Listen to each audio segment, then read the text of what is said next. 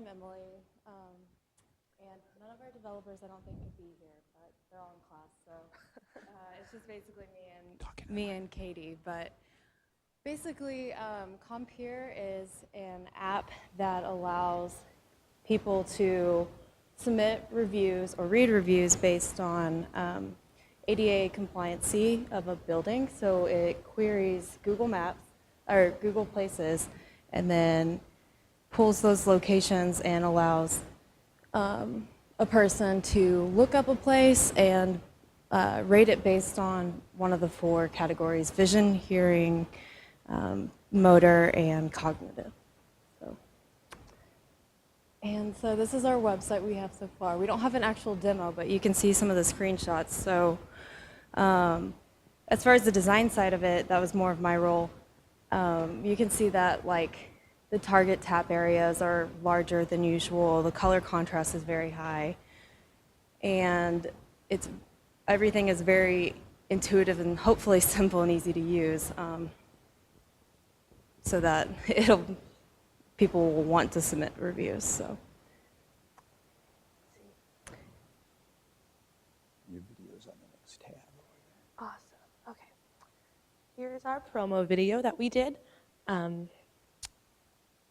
We turn on the caption. Hmm? Turn on the captions. Captioning. This one? Awesome. And so this is a video we shot. Whoop. Yeah. This is a video we shot of our friend Gabby, who could be here today. Basically describing why there's a need for this app and her support of it. So. All right. I'm Missouri, and I have a disability called spinal muscular atrophy, which has me use a wheelchair all the time. I think most people with disabilities, they don't, I can speak for myself that I try not to point out my disability when it's not really necessary to be pointed out, because it's just a part of my life. But when it gets to be an issue where, say, you're going out with a big group of friends, or you're going out with a friend, or you're on a date or something like that, and the restaurant happens to not be somewhere that you can be, it's really embarrassing, and it's really hard, because in that moment, you're not like a person with a disability, you're just a disabled person. You're not left with a choice, you're left pretty powerless. I think this app is honestly a really awesome idea. I think there's definitely a market for it. I have a lot of friends who are disabled that I recommend restaurants to, or specifically don't recommend restaurants to because of accessibility issues. Once it hits Columbia, people who are going to Mizzou or Stevens or wherever in Columbia, they'll want an app like that back home where they live, and I think that's definitely a place for growth, and I don't know of any other areas that have anything like this, and I think it's just an awesome idea, and I don't know why we didn't have it sooner.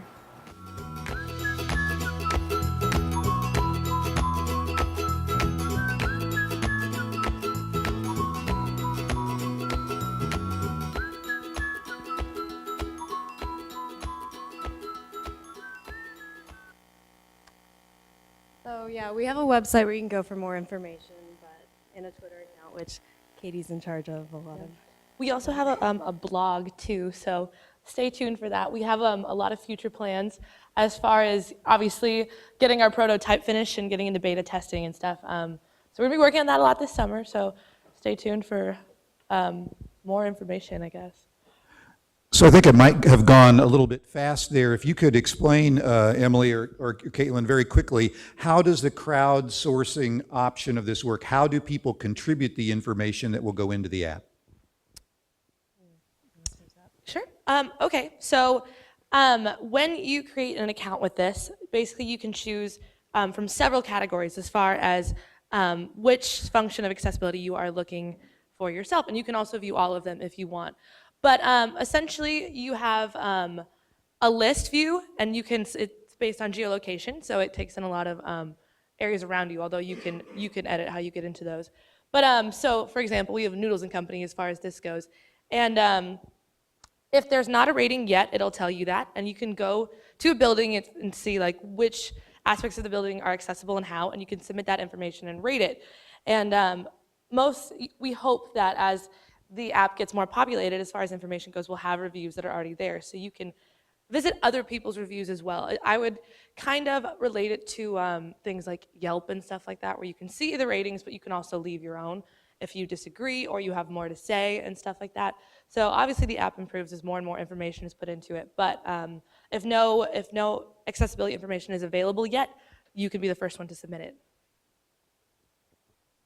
And say just a little bit more, if you would, about the reaction from the community in Columbia with various physical disabilities and what they think is the value of this app or the likelihood that you could take this beyond the Columbia market. There's actually a large disabled community in Columbia, and it seems everyone I've talked to is really on board and excited and passionate about it.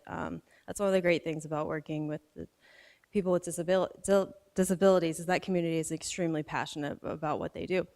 And so I guess it really was brought into light whenever I was talking with Gabby and my other friend Michael, and they were explaining to me, like, you know, a restaurant can say that they're ADA compliant, but they're like, oh, we forgot about these little steps here. And it's like, okay, well, now I can't, you know, get into the building.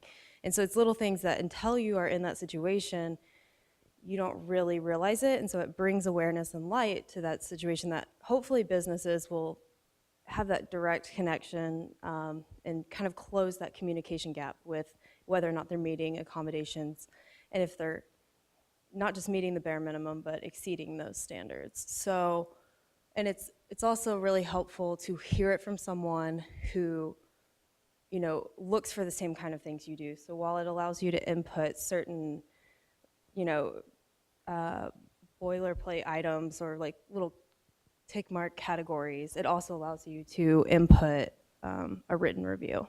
So. And just briefly, where are you now in the process of actually having the app working, and where do you hope you will be? What's your timeline for rolling out the first version of this?